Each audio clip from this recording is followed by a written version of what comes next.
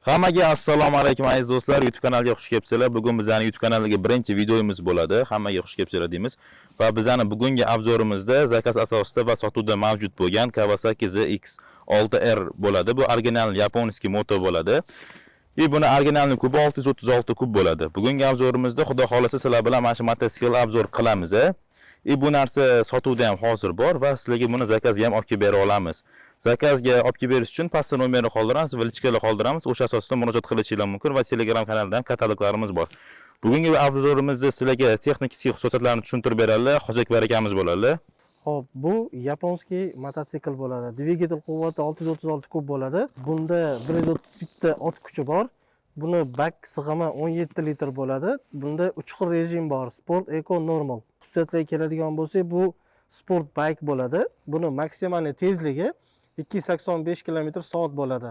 Lekin bunda qo'shimcha nimalar bor? Qo'shimcha bunda tuyninglari glushitl qo'yilgan, balonlari o'zgartirilgan, moylar almashtirilgan, hammasi qilingan.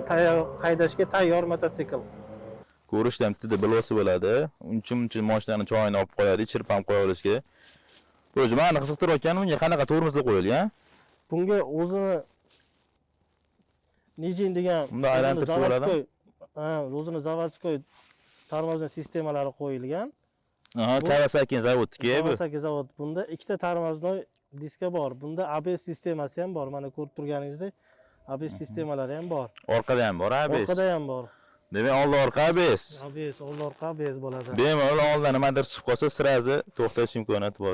To'g'ri. Gulishtirlari qanaqa buni hozir? Hozir buni gulishtili Yoshimura bo'ladi, yaponskiy. Mototsikl ham yaponskiy, gulishtir ham yaponskiy, deng. Xuddi shunaqa bo'ladi. Keyin buni bak qancha bo'ladi bak? Bak sig'imi 17 litr bo'ladi. 17 litr bo'ladi. Hozir bunda nechta ot kuchi bor? Bunda 131 ta ot kuchi bor. 131 ta. Bu stok holatda. Buni stech qilsa bo'ladimi, bo'lmaydimi? Bo'ladi. Bo'ladi. Lekin bizda anaqasi yo'q, ustalari yo'q, deng. Qilib beradigan. Hozircha ustalari yo'q. Stok holatda 101 ta ot kuchi bor. 131 ta. Og'irligicha, vesi?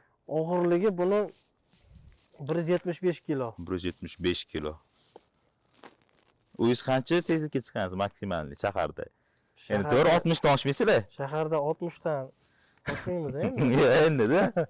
Endi shaharda qo'ldan kelgancha sekin yuramiz. 55 da. 55.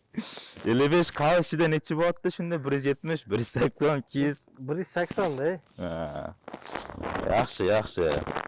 Bunga qanaqa benzinlar qo'yasiz endi? Xo'p, bunga biz qo'yamiz, maslahat beramiz 95 dan tepasini. Sababi bu yerda injektor sistema bo'ladi. Bu karburator emas. Bunga yaxshiroq benzin qo'yish kerak. Shu 95 dan tepasi maslahat. Moylari-chi yana? Moylari ham shu o'zini moylarini qo'yish kerak, zavodskoy. Nito moy quysa ham motor ketib qoladi, ya? Shunaqa bo'ladi. Nito moy quysa ham motor ketib qoladi.